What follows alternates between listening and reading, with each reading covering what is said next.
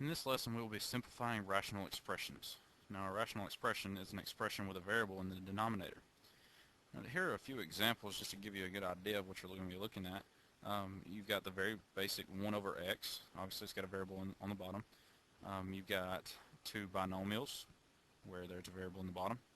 And then also you've got two quadratics with obviously a variable in the bottom. So there's many examples of what that could look like, but you just need to get a good mindset of what a rational expression looks like. Now later you're going to need to remember that the value of the bottom cannot be 0, okay, because then the expression would be undefined, because just like a fraction, which is what this is, you can't have a 0 on the bottom.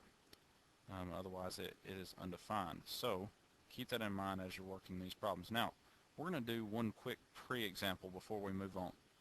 I need to remind everybody that anytime we have a factor that's in common on the top and bottom, it can be reduced.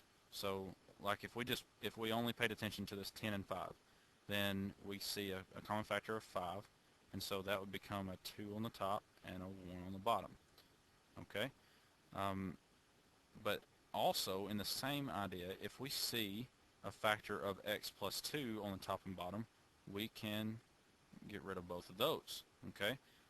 Because they factor each other out, so, or they cancel each other out. So we're just left with 2 over 1, which is 2, okay?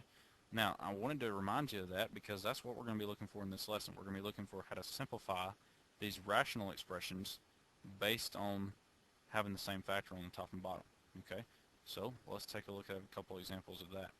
All right. So these two examples we're going to be just basic simplifying. We're going to be looking for common factors. Okay. So right here we don't see any common factors immediately, but if you notice, it looks like we could factor this top, so we can find a pair of factors that we could work with. So let's factor out a greatest common factor of 3.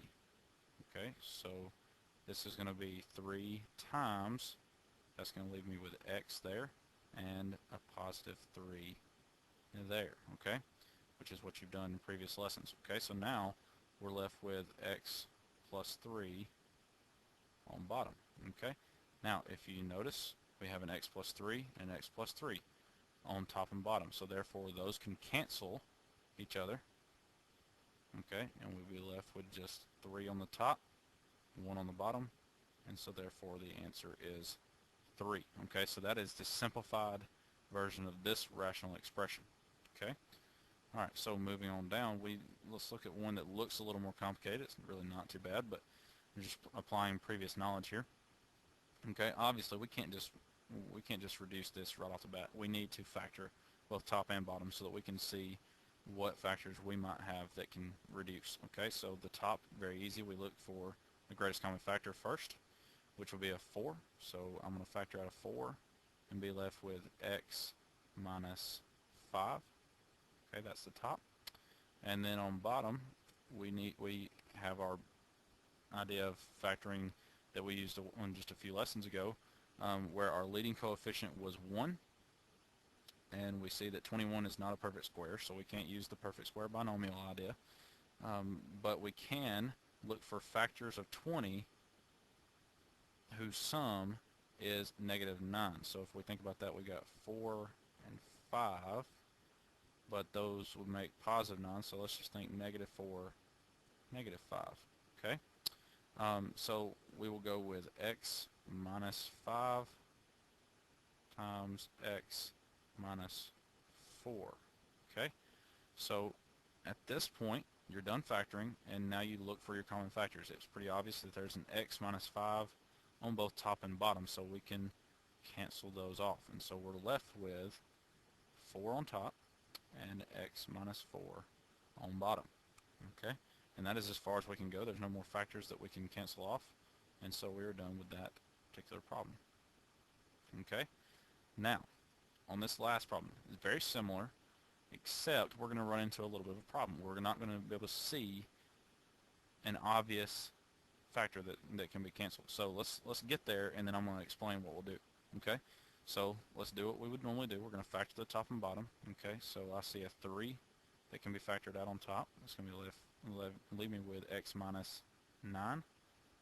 Okay, and the bottom, if you notice, it's difference of squares. I see a perfect square of 81, perfect square of x squared, and so the trick you learned just in maybe 2 or 3 lessons ago would be that we're going to have the first factor here minus the second factor, and then the same thing but with addition.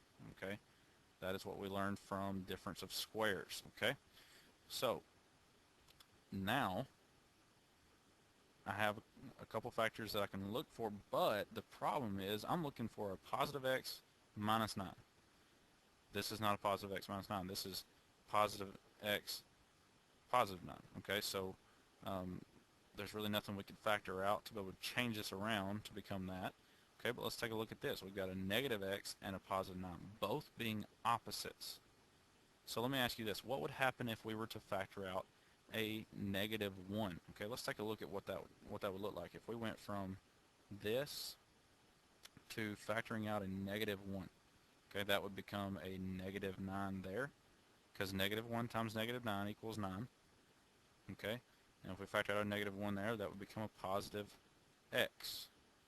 Okay, negative 1 times positive x means negative x. And so if we can do that, we can also change this order around. We all know that by the rules of addition, the order doesn't matter. So we can change this around to negative 1 times x minus 9. Now we're working with something we can use. So let's rewrite this. We got 3 times x minus 9 on top over negative 1 times x minus 9 times 9 plus x, okay, on bottom. And now we see that we can take off this x minus 9, and we'll be left with 3 over negative 1 times 9 plus x. Apologize for that typo there. Okay, 9 plus x. Okay, it might do you well to put that negative out in front. That way it can go with top or bottom.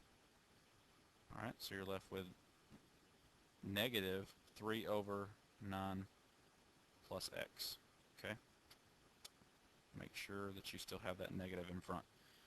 Alright, so that's a couple of the basics. Make sure you ask your teacher any more questions that you might have. It's pretty straightforward, but you need to be able to recognize when you have opposite factors. Okay, make sure that both signs are opposites of what you're looking for, and then you'll be able to factor out a negative 1 and change the sign. Okay, good luck with this, and ask your questions in class.